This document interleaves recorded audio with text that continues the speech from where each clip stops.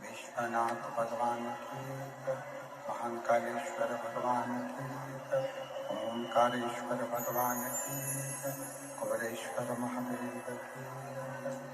हर हर महादेव, हर हर महादेव, हर हर महादेव, हर हर।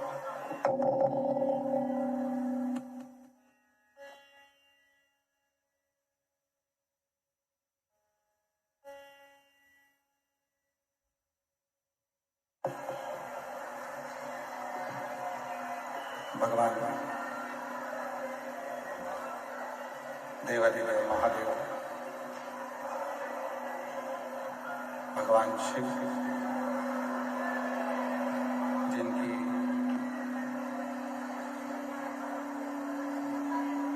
पुनीत पावन पवित्र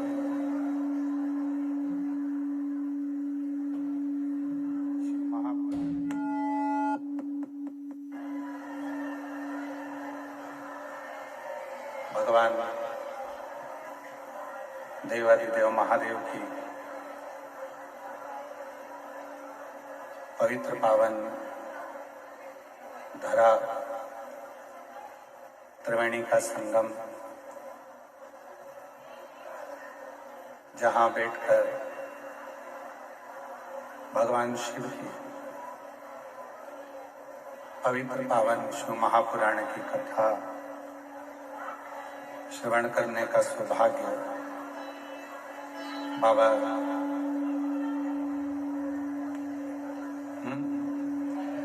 देवादिदेव महादेव की कृपा से, करुणा से, उनकी उदारता से आप और हम सभी को प्राप्त हुआ है।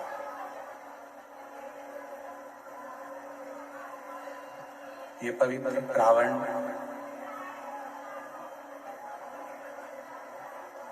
त्रिवेणी का तो संगम है ही, और त्रिवेणी के संगम के साथ में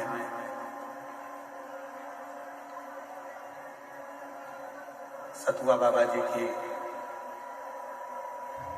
पवित्र गोद में बैठकर ये पवित्र शिव महापुराण की कथा श्रवण करने का सौभाग्य आप हमको प्राप्त हो।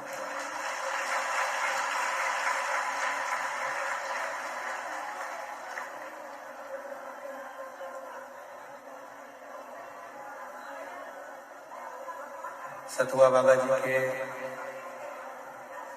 इस पवित्र पावन सेवा शिविर में वर्तमान पीठ पर सतुआ बाबा जी की वर्तमान गद्दी पर विराजमान जगत गुरु महामंडलेश्वर श्री संतोषाचार्य जी महाराज सतुआ बाबा जी,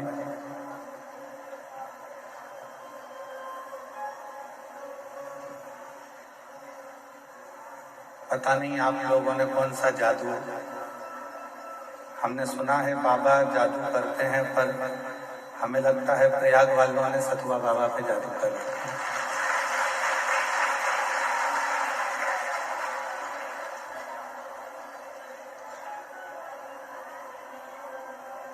हमारी इतनी व्यस्तता होने के बाद भी बाबा जी ऐसा कोई दिन नहीं छोड़ते जिस दिन प्रयागराज के मेले में आने के लिए फोन ना करते। और फिर समय निकाल कर इस पवित्र पुण्यमय धरा पर आना होता है। साथ में ही कथा मंडप में विराजमान चित्रकूट से रामायणी कुटी वाले महाराज श्री सरल सहज आपकी अविरल भक्ति शिव के प्रति आपके चरणों को भी नमन करता हूँ। कथा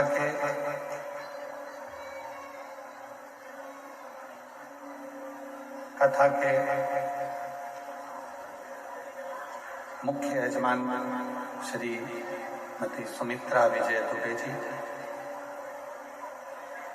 सीमा मदन दुबे जी, अंजलि कपिल दुबे जी, शिवांगी सचिन तिवारी जी खुरई मध्य प्रदेश से हैं। एक बार इनके लिए जोरदार ताली बजाकर स्वागत करूंगा।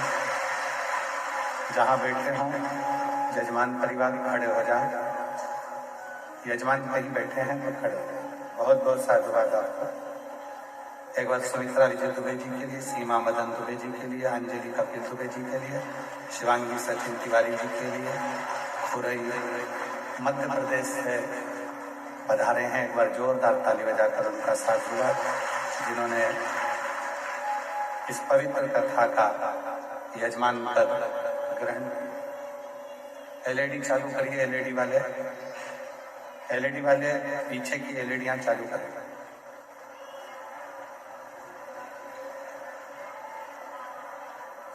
पांच दिवसीय शिव महापुराण की कथा आप और हमको श्रवण करने का सौभाग्य प्राप्त हुआ है।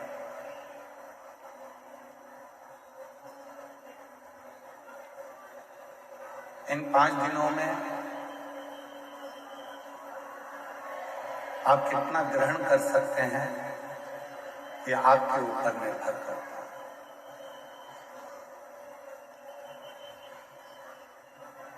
त्रिवेणी के तट पर आए और सिर पे गंगा का लोटा तो भरकर ले गए, पर गंगा जैसी शीतलता लेकर नहीं गए, तो यहाँ पर आना आपका व्यर्थ हो गया।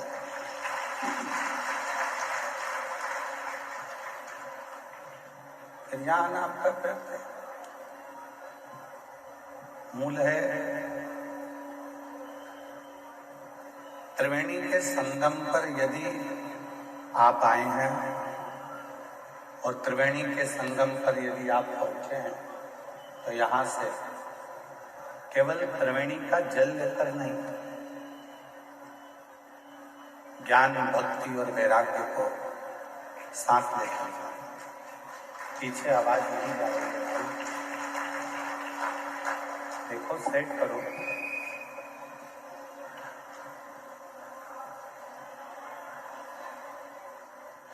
त्रिवेणी का तट, त्रिवेणी का संगम तट, ये हमको आपको एक ऐसा उपदेश देता है।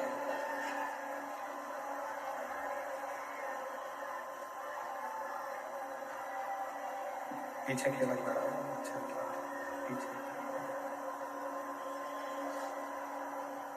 त्रिवेणी का संगम आपको और हमको एक ऐसा उपदेश देता है कि यहां आने के बाद में व्यक्ति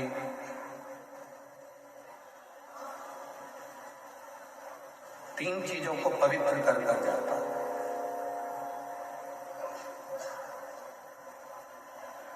वो तन, मन और धन। उधर चोंगों की आवाज नहीं जा रही है। जहां कोने कोने पर लोग चारों तरफ बैठे हुए हैं, बाहर की ओर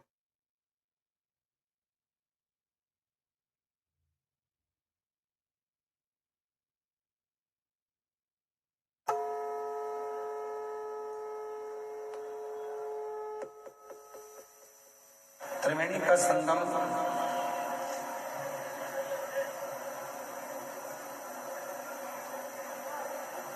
तीन पवित्र कर देता है, तन को, मन को और धन को।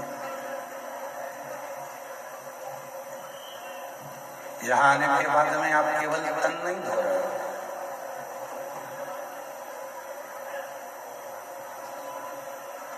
यहां पहुंचने के बाद केवल तन नहीं धोया जा रहा है, यहां आने के बाद में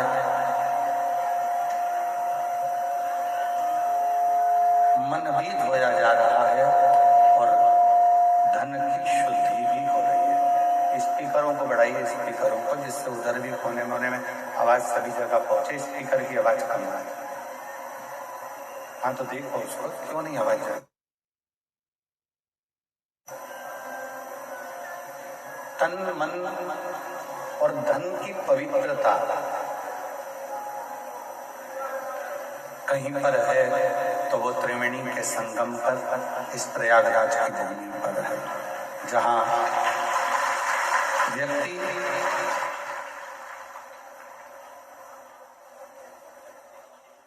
भक्ति को भी प्राप्त करता है,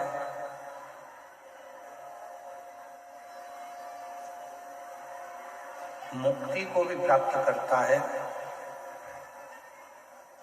और एक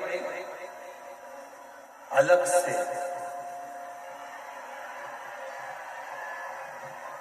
एक तेज पुंज, एक शक्ति।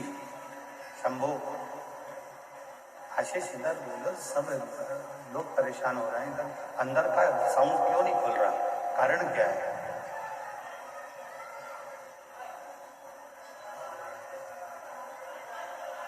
इस त्रिवेणी के एलईडी वालों से निवेदन है, कृपया एलईडियां चालू करें। प्रांगण की जितनी एलईडी लगी है सब चालू करें बीच बीच में। और साउंड वाले भैया थोड़ा साउंड का खोल के रखो। त्रिवेणी का तट एक अलग से ऊर्जा प्रदान करता है। त्रिवेणी का तट एक अलग से बल प्रदान करता है।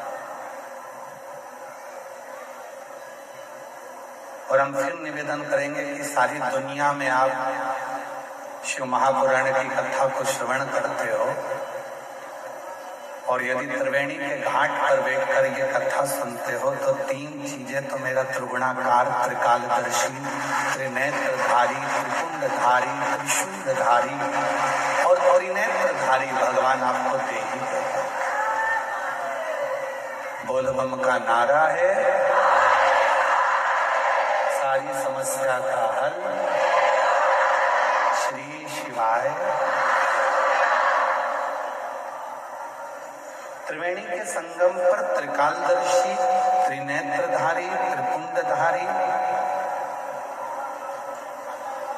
त्रिशूलधारी,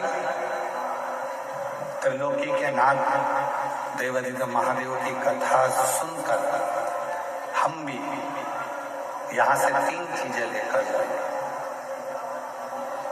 एक लेकर जाएंगे मन की शांति, दूसरे नंबर पर लेकर जाएंगे हम मन की शीतलता और तीसरे नंबर पर लेकर जाएंगे हम अच्छे विचार। अच्छी सोच, अच्छी बुद्धि।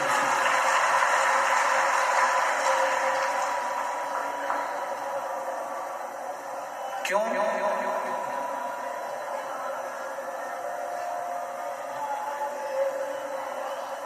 आपकी जेब में जो पैसा रखा हुआ है उसके बहुत सारे बाटेदार हैं।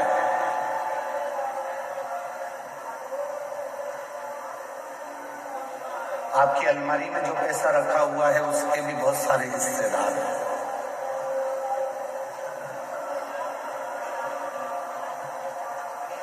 आपके बैंक में जो पैसा रखा हुआ है उसके भी बहुत सारे हिस्सेदार हैं।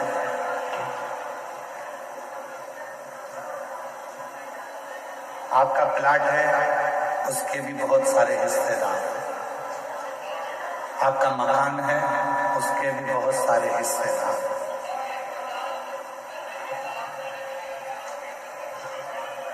आपकी जमीन के, आपकी प्रॉपर्टी के, आपके धन के,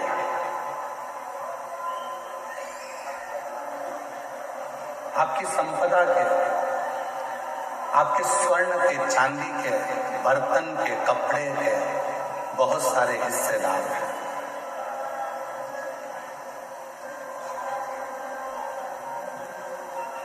जितना भी आपके पास में धन है उसके ढेरों हिस्सेदार होंगे, पर एक धन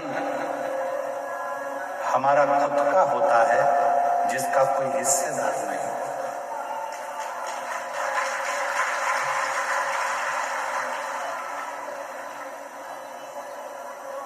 सब धन के हिस्सेदार हैं, पर एक धन है, उस धन का कोई हिस्सेदार होता ही नहीं है। वो धन है आपका दुख, आपकी तकलीफ, आपका कष्ट, आपकी बीमारी, आपका रोग। वो धन एक ऐसा धन है जिसका कोई भी हिस्सेदार नहीं होता। हम आपसे पूछें, प्रयागराज में आई हुई मेरी जीजियों से, मेरे जीजाओं से, मेरी बेटियों से, बेटाओं से, मेरे बुजुर्ग माँ बाप से मैं एक प्रश्न करूं, आपकी कमर में दर्द होता है तो उसका कोई हिस्सेदार होता है क्या? आपके सिर में दर्द होता है तो उसका कोई हिस्सेदार होता है क्या? आपके पलंग के तकिए के नीचे अगर कोई 500 के नोट की गड्डी रखी है तो उसके बहुत सारे हिस्सेदार हैं।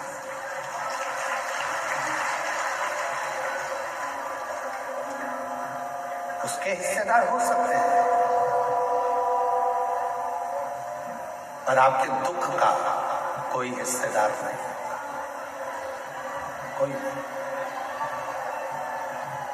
आपकी तकलीफ का कोई हिस्सेदार नहीं है। परशु महापुराण की कथा में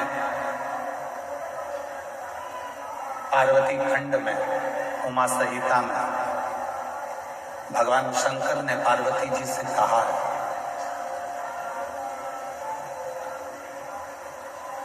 कि दुनिया के लोगों के धन के हिस्सेदार बहुत होंगे, दुनिया के लोगों की प्रॉपर्टी के हिस्सेदार बहुत होंगे, दुनिया के लोगों की संपदा के हिस्सेदार बहुत होंगे, पर पार्वती जो मेरे शिवलिंग पर एक लोटा जल समर्पित करता है उसका दुख का कोई हिस्सेदार नहीं होता, पर जब वो पवित्र मन से मेरे ऊपर एक लोटा जल समर्पित करता है तो उसका दुख का हिस्सेदार मैं स्वयं।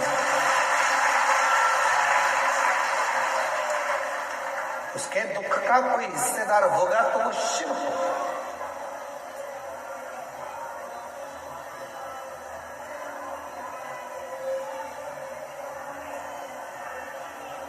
आवाज नहीं जा रही है, वहां से माताएं चिल्ला रही हैं, आशीष वहां साइड। उनके दुख का हिस्सेदार मैं स्वयं हूं।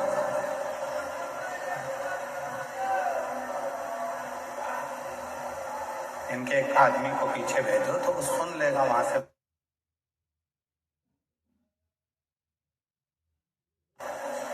दुख का हिस्सेदार शिव कह रहे हैं कि जब कोई एक लोटा जल समर्पित करता है, जब कोई एक लोटा जल मुझे देता है, तो वो जब दुखी होता है तो उसके दुख का निवारण करने के लिए मैं स्वयं उसके दरवाजे पर पहुंचकर उसके दुख को काट कर उसके दुख को समाप्त करने की जवाबदारी मेरी हो जाती है।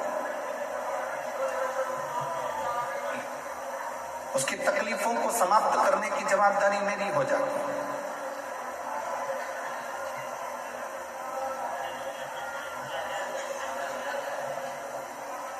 और मेरा तू ही तो हमदर्द है, जिसे हर दर्द कहता हूँ।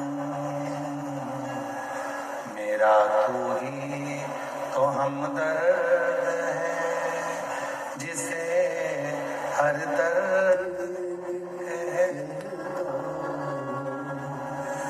दुनिया के आगे प्रभु चुपचाप में रहता। दुनिया के आगे चुपचाप में रहता। मेरा तू ही तो हमदर्द है, जिसे हर दर्द कहता हूँ। मेरा तू ही तो हमदर्द है, जिसे हर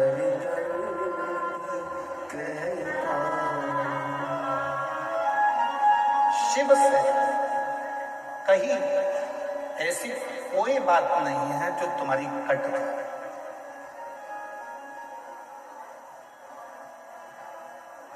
शिव जी से करी हुई प्रार्थना ऐसी कोई नहीं है जो तुम्हारी प्रार्थना को शिव स्वीकार ना करे, शंकर स्वीकार ना करे।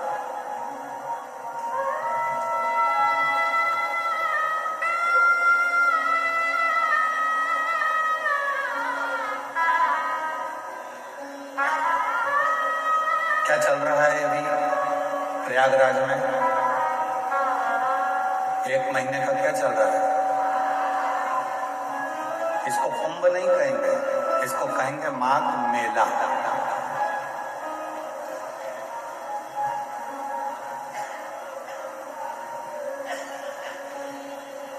रामचरितमानस में भी इसका वर्णन है। संत आते हैं, निवास करते हैं, 1 महीना रुककर सत्संग करते हैं और फिर चले जाते हैं।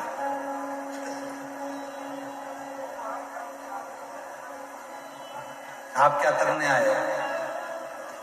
2 तरह के संत होते हैं, एक ठेठ का, दूसरा पेट का। जो ठेठ का संत होता है वो एकांत में छिपकर भगवान का भजन करता है, और जो पेट का संत होता है वो छपाकर खाकर अपना गुणगान करता है। 2 तरह के।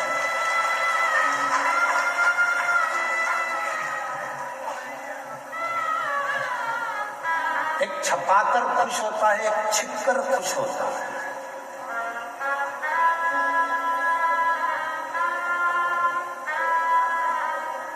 ठेठ का जो संत होता है, जो ठेठ का संत है, वो एकांत में बैठेगा, एकांत में भोजन करेगा, एकांत में भजन करेगा, एकांत में भगवान की भक्ति करेगा। इसलिए जितने कल्पवासी हैं जो यहाँ कल्पवास करने के लिए आए हैं, वो ये नहीं देखते कि मेरे कमरे में जिस टेंट में मैं रह रही हूँ उस टेंट में हीटर लगा है कि नहीं लगा। जो कल्पवास करने वाले हैं वो ये नहीं देखते कि मेरे टेंट के अंदर अच्छी व्यवस्था है कि नहीं। जो कल्पवास करने वाले हैं वो ये देखते हैं, वो ये भी नहीं देखते कि मेरा टेंट बिल्कुल रोड के किनारे है कि नहीं। जो कल्पवासी होते हैं वो कोने में एकांत में छुपकर अपना तंबू लगाकर उसमें बैठकर राम नाम, कृष्ण नाम, शिव नाम भजते हैं, छिपकर रहते हैं, छपाकर नहीं, सामने आकर नहीं। क्यों हमारे शास्त्रों में कहा गया कि संत, साधु, गुरुजन, तपस्वी जन, साधु, सन्यासी, तपस्वी जन जंगल में जाते थे, वन में जाते थे, तपस्या करते थे, वन में जाकर छिपकर बैठ जाते थे, तप करते थे, जहां कोई ना आए वहां संत जाकर, साधु जाकर, गुरुजन जाकर, तपस्वी जन जाकर साधना करते। कब करते थे? साधना करते थे। तो क्या पहले के संत शहर में जाकर तप नहीं कर सकते थे जिससे लोग हमको देखें? क्या पहले के संत शहर में पहुंचकर क्या अपना प्रचार करने का प्रयास नहीं कर सकते थे कि हमको देखें लोग, हम इतनी साधना कर रहे हैं, हम इतना तप कर रहे हैं, हम इतना व्रत कर रहे हैं, लोग हमको देखें, सोशल मीडिया पे डालें, लोग हमको पहचानो? क्या पहले के संत शहर में जाकर तप कर दुनिया को नहीं दिखा सकते थे? पर उनको मालूम है छपाकर सामने आकर यदि भगवान को पाने का प्रयास करूंगा तो मेरा भोले भंडारी कभी नहीं मिलेगा। छिपकर एकांत में बैठकर चुपचाप से जाकर एक लोटा जल चढ़ाकर अपने जीवन को सार्थक कर लूंगा तो मेरा कुबेर भंडारी मिल जाएगा, शिव मिल जाएगा।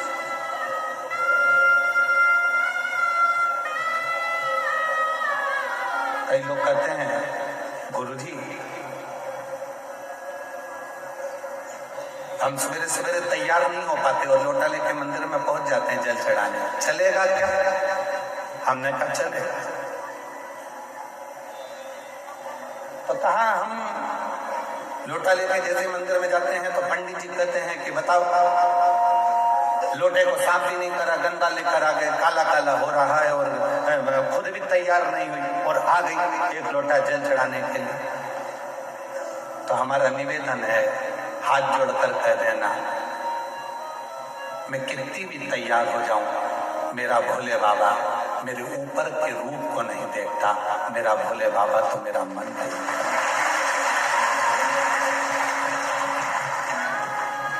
मेरा शिव, मेरा शंकर, मेरा ओघड़दानी कभी ऊपर का रूप देखा ही नहीं।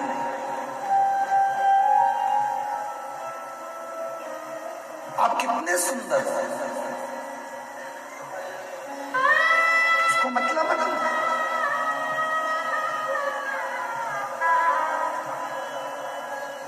वो नहीं देखेगा। तुम्हारी जितनी भी डिग्रियां हैं ना, इंजीनियर की, डॉक्टर की, कलेक्टर की, आईजी की, डीआईजी की, कमिश्नर की, पुलिस की, इंजीनियर की, तुम्हारी जितनी डिग्रियां हैं सारी डिग्रियां केवल पृथ्वी पर देखी जाएगी। वहां तो केवल एक डिग्री देखी जाएगी, तूने पृथ्वी पर जाकर पुण्य कितना करा, सत्कर्म कितना किया, भजन कितना किया, नाम जाप कितना किया, स्मरण कितना किया, कीर्तन कितना किया, मंत्र जाप कितना किया, वो डिग्री उस परमात्मा क्या दिखी।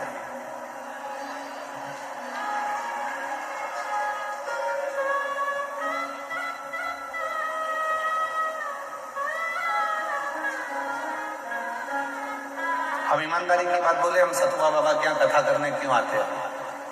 हम एक बार कथा करने आते और हम पक्का है दूसरी बार नहीं आते। और आज ये कथा करने के लिए माघ मेले में हम शायद मैं कहता 3 बार महाराज जी, तीसरी बार हमारा आना हो गया। आपको मालूम है हम क्यों आते हैं, किस लिए आते हैं? हमारा आने का केवल एक कारण है कि यहाँ किसी के बैठने के लिए पास का सिस्टम नहीं चलता, यहाँ तो जो आया वो बैठ गया।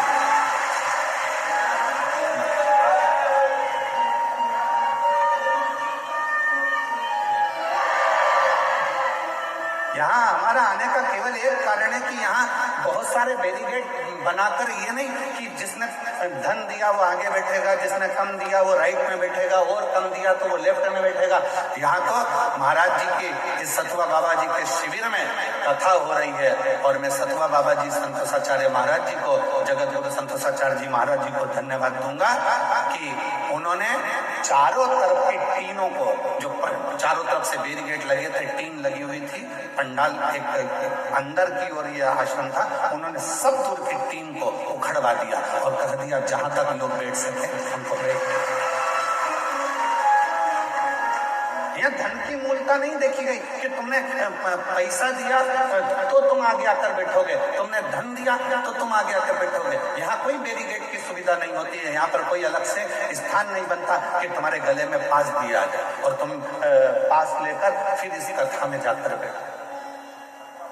इसलिए इस कथा में हम 3 साल से लगातार आ रहे हैं, क्योंकि यहाँ सतुआ बाबा जी जो कथा या आयोजन कराते हैं वो केवल हर हर महादेव के लिए, देवादिदेव महादेव के लिए, विश्वनाथ जी, यह दिखावा नहीं है। यह दिखावे के लिए कोई कथा या सत्संग या संकीर्तन नहीं।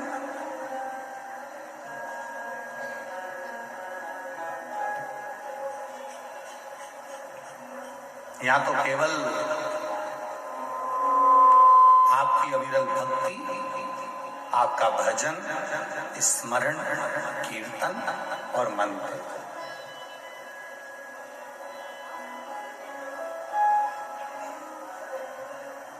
केवल आपका भजन, कीर्तन और मंत्र आप करो।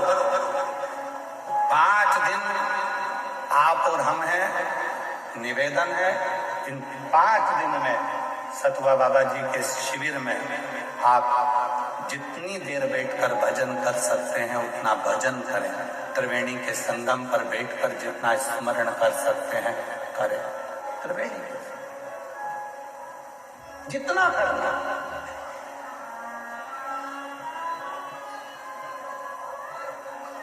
और नहीं तो हम तो एक बार आते और एक बार में देख लेते कि भैया यहाँ तो कुछ अलग बात है, तो फिर हम ना आते। महाराज हमारी आदत थोड़ी सी बड़ी गलत है, हम जहाँ देख लेते हैं कि गड़बड़ है तो हम वहां जाते नहीं। परंतु हमने देखा यहाँ कोई वीआईपी पास, कोई वीआईपी ट्रीटमेंट नहीं।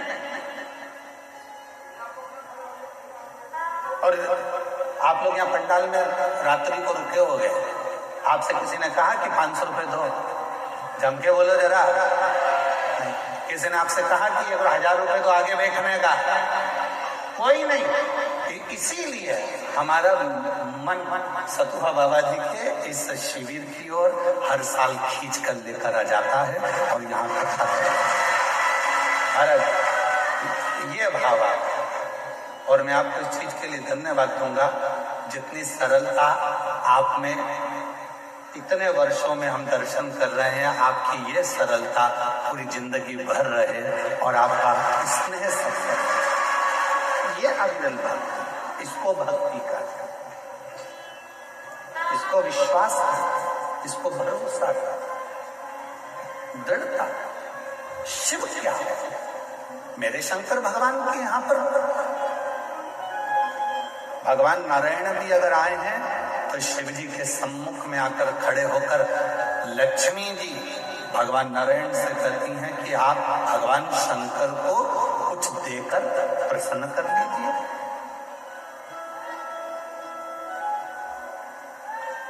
आप भगवान शंकर को कुछ दे दो, प्रसन्न हो जाएगा। ब्रह्मा जी से स्वयं ब्रह्मा जी ने कहा आप भगवान शंकर को कुछ दे दीजिए, शंकर जी प्रसन्न हो जाएंगे। इंद्राणी ने इंद्र से कहा कि शिव जी को प्रसन्न करना है तो कुछ दे दीजिए, शिव प्रसन्न हो जाएंगे। तब भगवान नारायण ने लक्ष्मी जी से कहा शिव को प्रसन्न करने के लिए धन, दौलत, संपदा, वैभव देने की जरूरत नहीं है। शिव को अगर कुछ देना है तो अपने चलते हुए समय में से, अपनी चलती हुई श्वास में से अपने चलते हुए जीवन में से 2 क्षण राम नाम का दे दीजिए, शिव जी आपके हो जाएंगे। केवल राम, केवल कृष्ण नाम, केवल भगवत नाम, केवल भजन स्मरण शिव को दे दो, शिव तुम्हारा।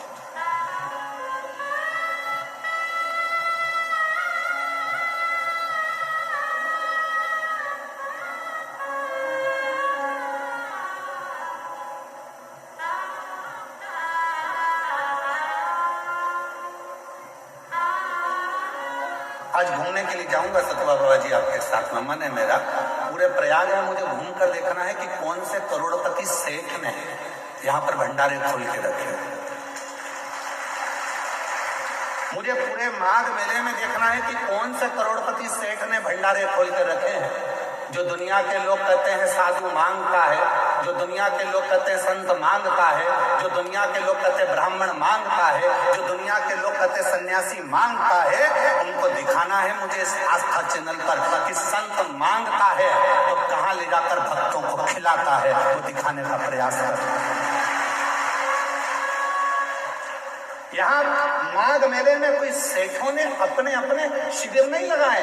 यहाँ माघ मेले में जो लंगोटी पहनने वाला बाबा है, जो तन पर एक वस्त्र धारण करने वाला संत है, उसने अपना शिविर लगाकर 1 महीने तक ना जाने कितने कितने हजारों भक्तों को, किसी को चाय पिला दी, किसी को भोजन करा दिया, किसी को भंडारा खिला दिया। वो तुम्हारे लिए मांगा है, वो तुम्हारे लिए लेकर आया। और मुझे माघ मेले में उस सेठ को ढूंढना है जो भंडारे कर रहा है। कि कितने लोग कहते हैं कि आज के महाराज तो लूटते हैं, आज के महाराज तो लेकर आते हैं। उनको दिखाना है इस माघ मेले में एक एक झोपड़े में बैठा हुआ एक एक संत, एक एक साधु, एक एक तपस्वी, एक एक सन्यासी आपको खिलाने के लिए बैठा है और आशीर्वाद देने के लिए बैठा है। यहाँ लेने के लिए नहीं बैठा, यहाँ लेने नहीं आया, यहाँ देने आया।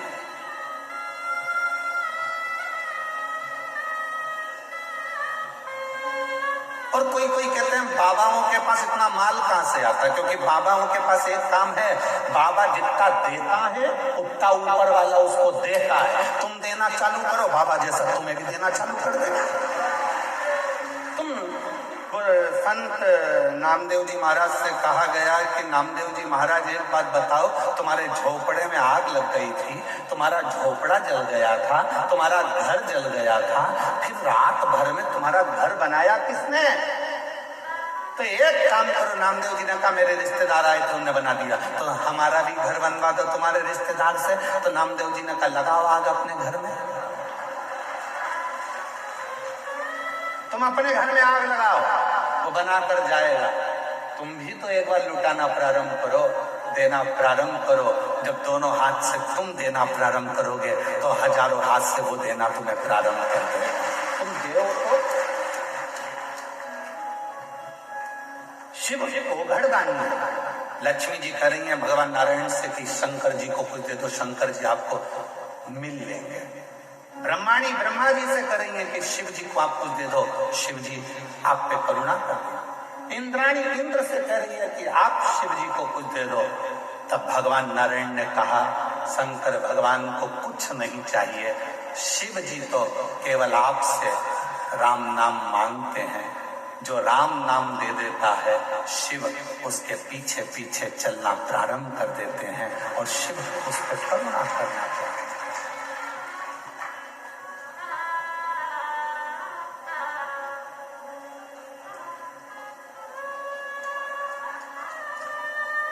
ऐसे दयालु नाथ से रिश्ता बनाइए,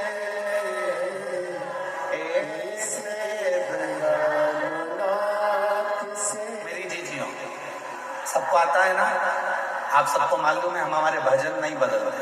हम ज्यादा भजनों को इसलिए नहीं बदलते क्योंकि कथा में आप जितनी देर बैठो तो आप लोगों को मालूम होना चाहिए कि जो भजन गुरु जी गाएंगे वो भजन आपको भी गाना, क्योंकि हमारे भजन नहीं होते। हम भगवान से प्रार्थना करते हैं शब्दों के माध्यम से कि हम पर भी कृपा करें। तो आपको भी अपनी वाणी में बोलना है साथ साथ, ऐसे दयालु नाथ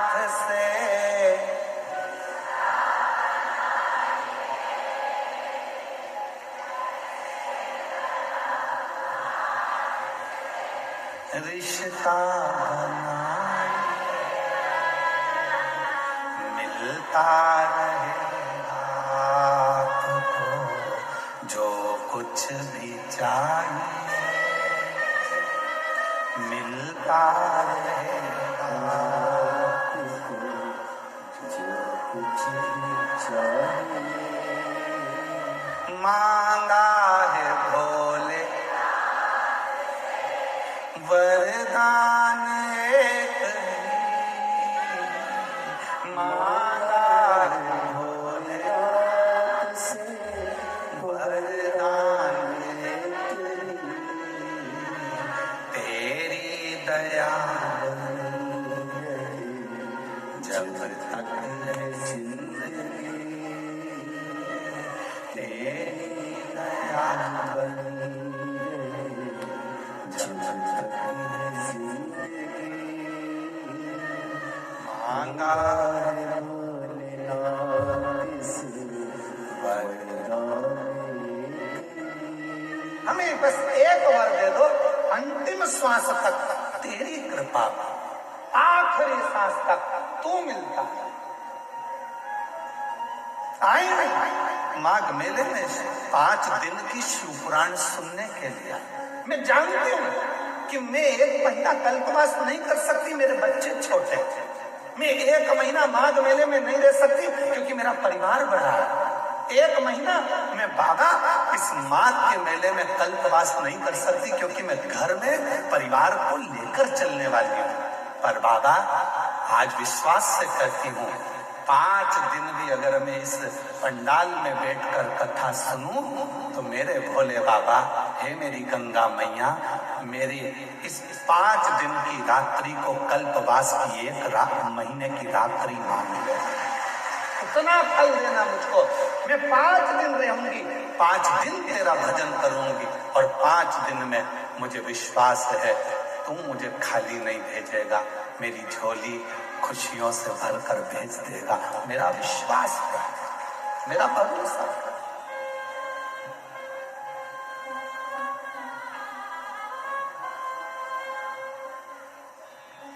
एक माँ ने अपना पत्र लिखा है कि मेरी देखो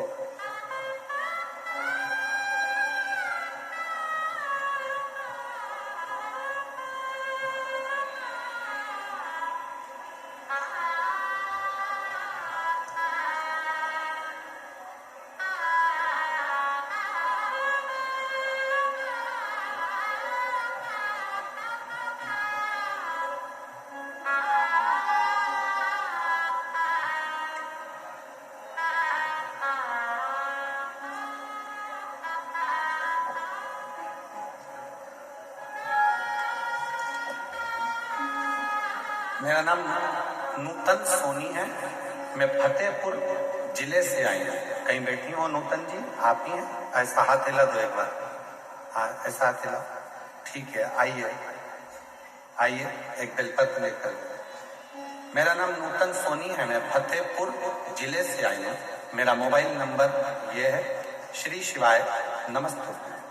मैं प्रणाम करती हूँ। 2020 में कर्जा बहुत हो गया था, इतना कर्जा हो गया कि उस कर्जे को चुकाना भारी पड़ गया। बढ़ता बढ़ता कर्जा और लाखों में बढ़ गया, दुगना तिगना चौगना, किससे कम। तब कर्जा बढ़ते बढ़ते जब लाखों में और ज्यादा 20 लाख से भी ज्यादा और बढ़ता चले गया, जैसे जैसे साल निकल रहे थे कर्जा तिगना चौगना होते जा रहा था। तब किसी ने कहा कि वो सीवर वाला बाबा कथा कहता है, उसके पंडाल में बैठकर जो मांगा जाता है वो मिलता है। आ गई प्रयागराज के कुंभ के मेले में, पंडाल में बैठ गई। मुझे नहीं मालूम था, मैं मेले में फंसती फंसाती एक दिन कथा में पहुंचकर बाबा से विनय करी, झोली पसार कर कहा मेरा कर्जा बहुत ज्यादा हो गया है, तुझे चुकाना। आप कहते हो कि पंडाल की मिट्टी को भी सिर से लगाना, मैं तो उठाकर ले गई पंडाल की मिट्टी को। गुरुदेव अब जरा पत्र को आप यहाँ पर देखिएगा, मात्र जाने के 15 दिन हुए। एलईडी पर पता चल रहा है कि नहीं चल रहा? चल रहा नहीं चल रहा?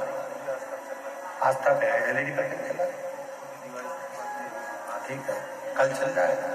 प्रयास करिए यहाँ के लोग भी पत्र को पढ़ें। आस्था पे चल रहा है पत्र, ध्यान दीजिएगा। और एलईडी पर कल से चल जाएगा। 15 दिन, केवल 15 दिन निकले, ना जाने वो पंडाल की मिट्टी में क्या था। और 15 दिन के बाद मेरा धीरे धीरे कर 20-20 लाख का कर्जा मेरे बाबा ने जो चुकाना चालू करा। आज मैं पूरे कर्जे से मुक्त होकर बाबा की कथा को सुनने के लिए पंडाल में बैठी हूँ। ये शिव की, आज एक भी कर्जा मेरे माथे पर नहीं, एक कर्जा मेरे मस्तक पर नहीं।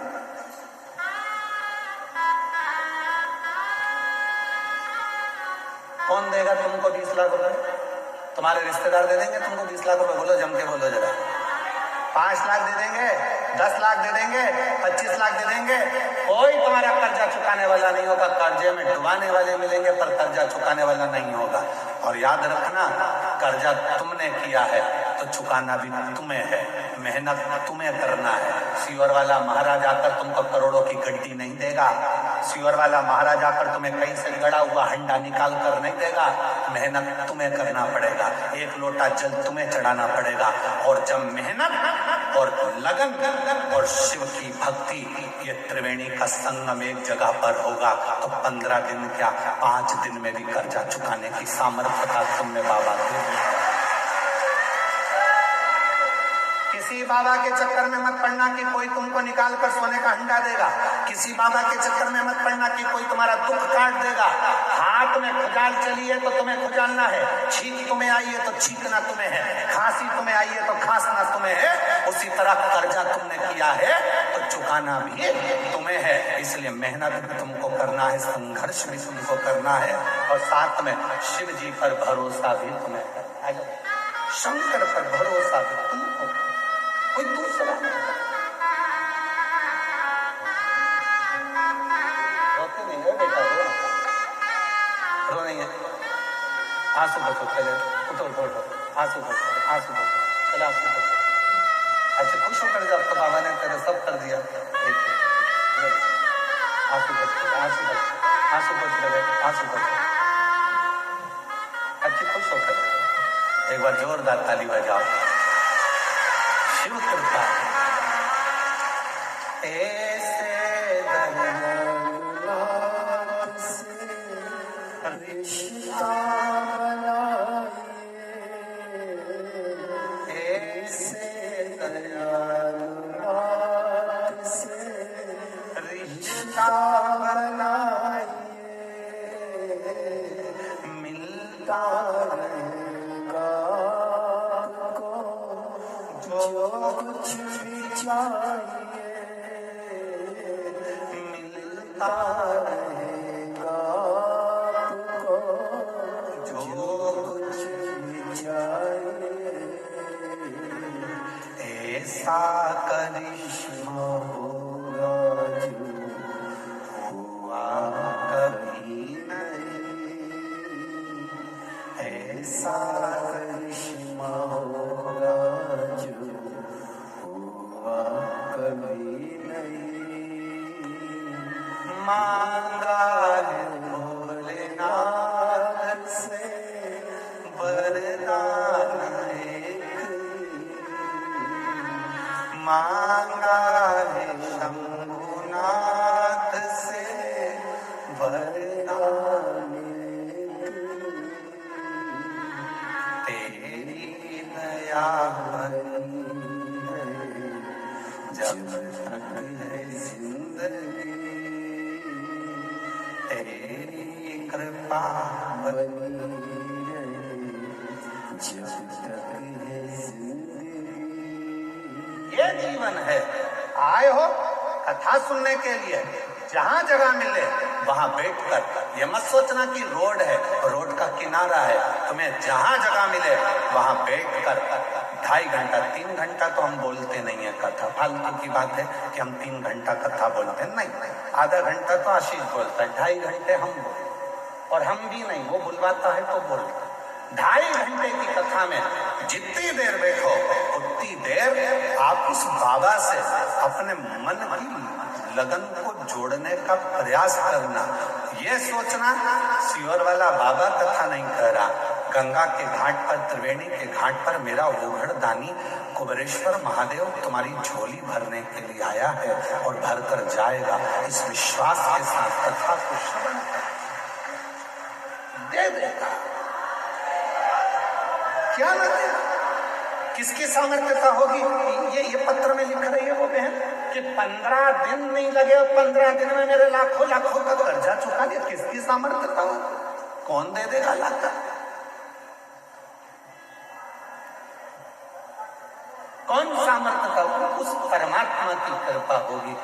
तो उस परमात्मा ने अगर जगत ने तोड़ी और उसने जोड़ी, फिर किसी के बाप में दम नहीं है कि कोई तोड़ के बता दे। किसी के बाप में दम हो तो तोड़ के बता दे, जब वो जोड़ता है तो कोई नहीं तोड़ता। और हम और आप सब उलझनों में फंसे हुए विचार कर रहे हैं कि भाई कोई मिलेगा और कोई दे देगा। नहीं, हम तो यहाँ तक कहेंगे, मेरी जीजियों, हे मेरे जीजाओ, बेटियों, बेटाओं, मेरे बुजुर्ग माँ बाप, याद रखना, माघ मेले में अगर तुम्हें पड़ा हुआ किसी का मोबाइल भी मिल जाए, किसी की सोने की रकम भी मिल जाए, तो उस पर अपना हक मत बताना। ना जाने वो मोबाइल और सोने की रकम तेरे घर में जाकर कितना उपद्रव मचाएगी और ना जाने तेरे घर को कितना बर्बाद कर देगी, कोई भरोसा नहीं। यहाँ सोने की रकम ढूंढने मत आना। यहाँ कई लोग होते हैं, गंगा का पानी उतरता है तो चुंबक पर डाल डालकर उसमें से सोने चांदी के सिक्के ढूंढा करते हैं। अरे धिक्कार है जो गंगा का पानी उतरने पर तुम सोने और चांदी के सिक्के ढूंढते हो। गंगा का पानी उतरने पर तुम उस मिट्टी में महादेव को ढूंढने का प्रयास करना, तो शायद तुम्हारी जिंदगी संवर जाए, शायद तुम्हारी जिंदगी संवर जाए। शिव महापुराण की कथा कहती है, जिस तालाब का जल कम होता है, जिस कुएं का जल कम होता है, जिस नदी का जल कम होता है, जिस सरोवर का जल कम होता है, वहां की मिट्टी को लाकर जब पार्थिव लिंग का निर्माण कर कर पूजन किया जाता है, तो उस नदी का जल स्तर जितना बड़ा होता है, उस नदी में जितना पानी पहले भरा होता है, उतना भंडार भोलेनाथ उसके घर में भरना चालू कर देते हैं। ये हमारा शास्त्र का मानना है। शिव को बनाने के लिए उसमें से मिट्टी ढूंढो, और तुम क्या ढूंढ रहे? चुंबक डाल के पैसा, चुंबक डाल के सिक्का, पर लगे कितने हाथ में? 100, 200, 500, 1000, 2000, 1 लाख, 1.5 लाख रुपए हाथ में लगे होंगे। इससे ज्यादा क्या लगेंगे? 2 लाख लगे होंगे, इससे ज्यादा क्या लगेंगे? पर यदि उसमें से जब नदी का स्तर नीचे जा रहा था, कुएं का पानी कम हो रहा था, तालाब का पानी कम हो रहा था, जलाशय का पानी कम हो रहा था, उस समय पर वहां की मिट्टी को लाकर पार्थिव का निर्माण करते, शिवलिंग बनाकर उसकी पूजन कर कर विसर्जन कर देते, तो नदी पूर्व में जितनी भरी हुई थी उतना भंडार मेरा भोलेनाथ तेरे घर का भर देते। ये हमारा शास्त्र है। एक बार हमने ये कथा पहले कही है, तो किसी ने पूछा, क्यों गुरुजी, उस मिट्टी में ऐसा क्या हो जाता है कि भगवान शंकर जितना उस नदी में पानी भराता है उतना भगवान उसका घर का भंडार भर देता है, उस नदी में ऐसा क्या हो जाता है, उसकी मिट्टी में ऐसा क्या हो जाता है? तो शिव महापुराण की कथा में आता है, कृष्णेश्वर महादेव की कथा। 12 ज्योतिर्लिंग में से 12वां ज्योतिर्लिंग सुधर्म नाम के ब्राह्मण की 2 धर्म पत्नी थी, भूष्मा और सुदेहा।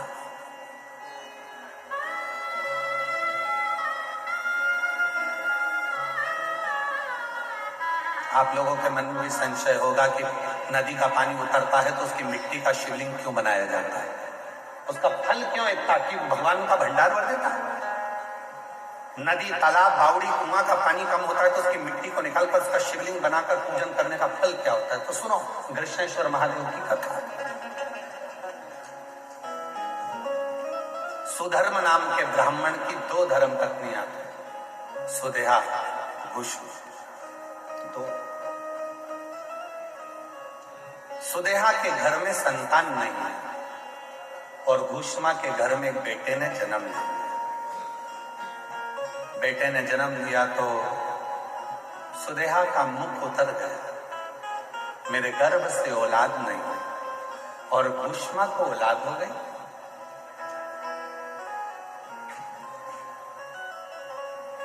सुधर्म ने अपनी पत्नी घुष्मा से कहा कि तेरे गर्भ से यदि एक बच्चा हो सकता है तो तेरे गर्भ से और भी बच्चे जन्म ले सकते हैं।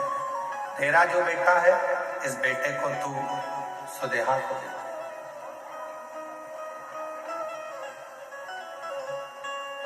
इस बेटे को तू सुदेहा को दे दे। सुदेहा को? हाँ, ठीक है। उत्सव रखा बड़ा भारी, और घुष्मा ने अपने बेटे को सुदेहा की गोद में दे दिया। अब घुष्मा का बेटा नहीं, अब सुदेहा का बेटा।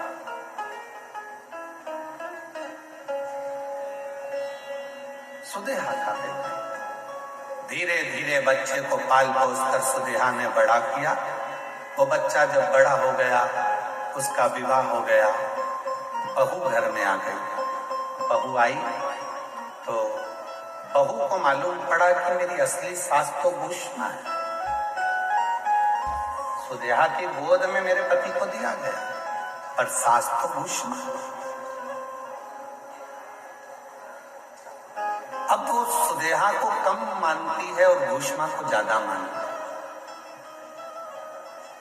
घुष्मा के लिए चाय लेकर जाए, भोजन लेकर जाए, नाश्ता लेकर जाए, पाँव पड़े, सुदेहा को पूछे नहीं। सुदेहा को गुस्सा आ गया, बहू मेरी और पूछ रही घुष्मा। बेटा ही नहीं रहेगा तो बहू किस काम का? रात को सोया था बेटा,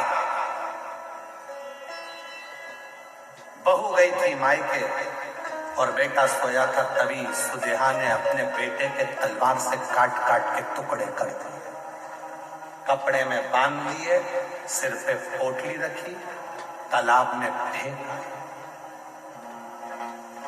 तालाब में फेंक, एक बावड़ी में, एक तालाब में। उस टुकड़े करे हुए शरीर को जब फेंका, सुदेहा आ गई। समय निकला, तालाब का जल नीचे जा रहा था और घुष्मा उसी सरोवर की मिट्टी को लाकर उसका शिवलिंग बनाकर पूजन कर मिट्टी के शिवलिंग को, पार्थिव शिवलिंग को सिर पे रखकर चली और तालाब में विसर्जन करने चली। मन में आया, बाबा बहुत दिन से मैंने अपने बेटे को नहीं देखा, ना जाने बेटा कहाँ चले गया, दिखता ही नहीं है। बस वो पार्थिव शिवलिंग तालाब में गया, थोड़े से पानी में जो पानी का स्तर गिर रहा था, टुकड़े टुकड़े हुए बेटा कई दिन पहले मरा था, वही बेटा तैरता हुआ बाहर निकल कर आ गया।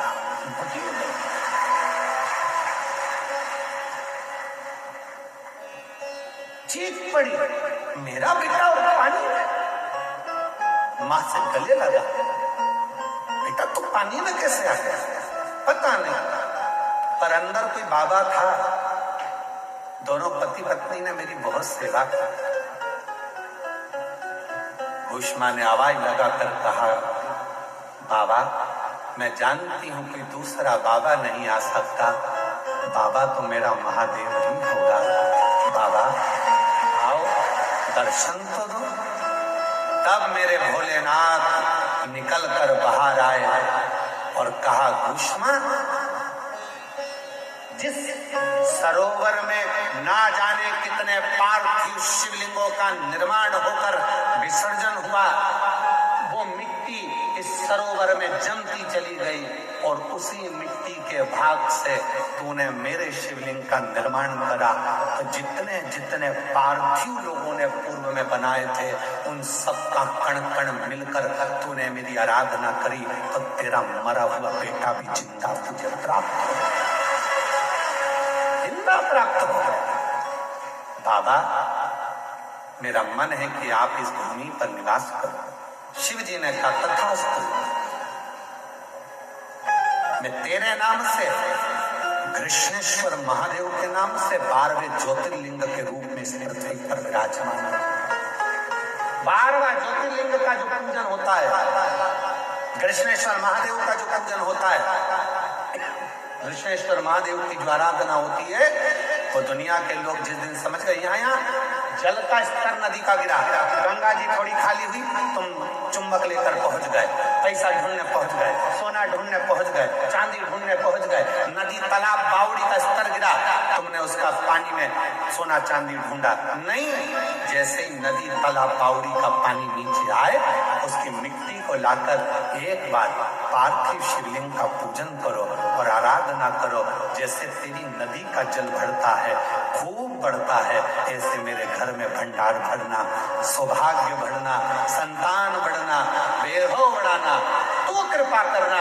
जैसे कृष्णेश्वर पर दूसरा पर तूने करुणा करी, वैसे मुझ पर कृपा करना। वो करेगा, पर हम उल्टे हैं, हम पैसा ढूंढ रहे हैं।